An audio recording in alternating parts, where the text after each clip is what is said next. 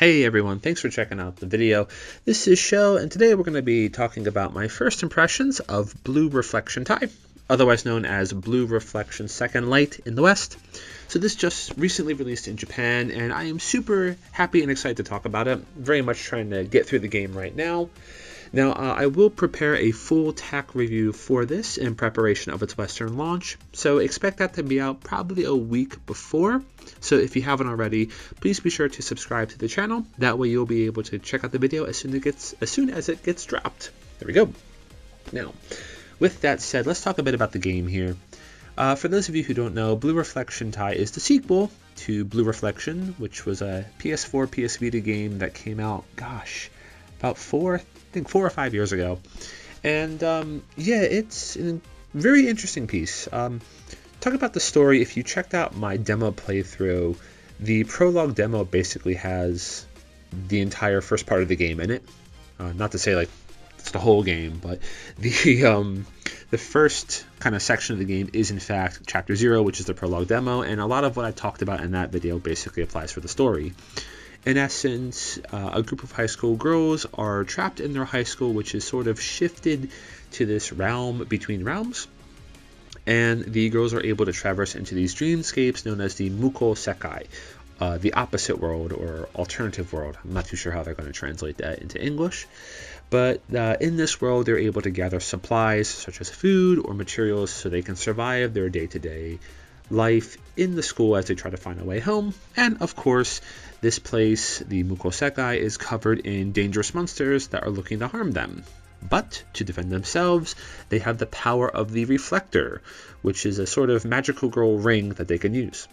On the topic of tone, if you were to combine, if you're familiar with it, the anime Hanasaku Iroha with Madoka Magica, you'll basically get Blue Refection as a whole. The daily slice-of-life feeling of Hanasaku Iroha plays extremely well into the slice-of-life, daily life of their school and their personal relationships, so a lot about personal growth and friendship.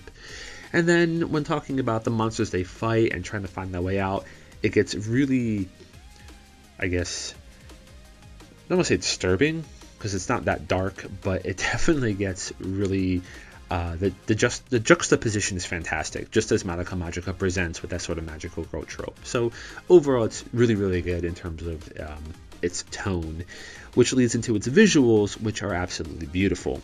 I had mentioned Hanasaku Iroha a few times already, and Mel Kishida, who was the character designer of that anime, in fact is the character designer of Blue Refection, and you can definitely get that vibe right from the get-go.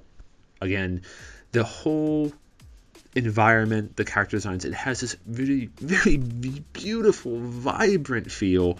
The worlds have this excellent, mysterious, but also, it's a heartwarming feel. It's an excellent juxtaposition of surreal concepts. I really enjoy it a lot.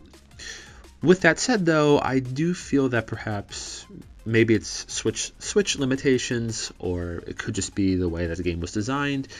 But the graphics, I feel like, do get a bit janky at times. A bit more so than just what the Switch would normally be doing. What I mean is, when the game likes to zoom up on the girls' faces, specifically discussing like their emotions and their dialogues, their eye movements seem extremely janky and unnatural at times, almost downright silly. And I've noticed a few times where I feel like some of the weapon, especially for the cutscenes at least, or the victory poses, the weapons are potentially clipping or hovering over their intended animation spots.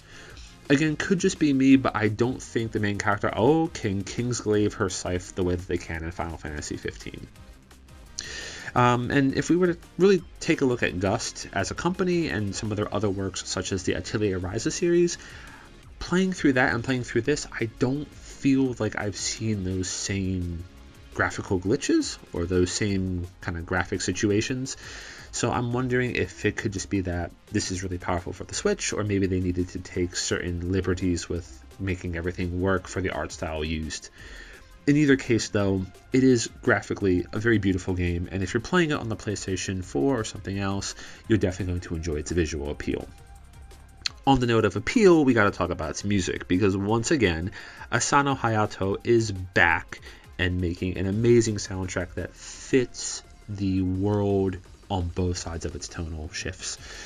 Basically, Asano-san had done the original Blue Refection soundtrack, and he had an excellent setup of really, really, really, really good songs that made you energized for battle, but also made you really emotionally connect with the school life situations. And once again, it's coming back in full. If you're not familiar with his work, do be sure to check out some of his songs on YouTube. I don't have any specific recommendations, but I would look up some of the boss battle BGMs from the first Blue Refection if you're looking for a good kind of starting point. All right. Well, I think that's all I'm going to discuss about Blue Refection Tai for now, considering that, again, I do plan on having a full-blown TAC review set up within about a week before the game comes out. So once again, if you haven't already, please be sure to just subscribe to the channel. We're getting kind of a growing community here, and it's really nice to see. So thank you all for subscribing or for checking out the videos.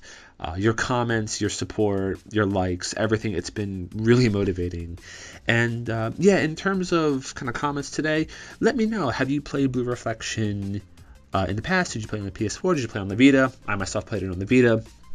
Did you like it? Did you not like it? What are some things you're hoping to see for this one? And does this seem like the sort of JRPG game that you're interested in? Again, let me know in the comments. I like to read each one and respond individually. Anyway, this is Sho, and thanks for checking out the video. I'll see you next time. Cheers!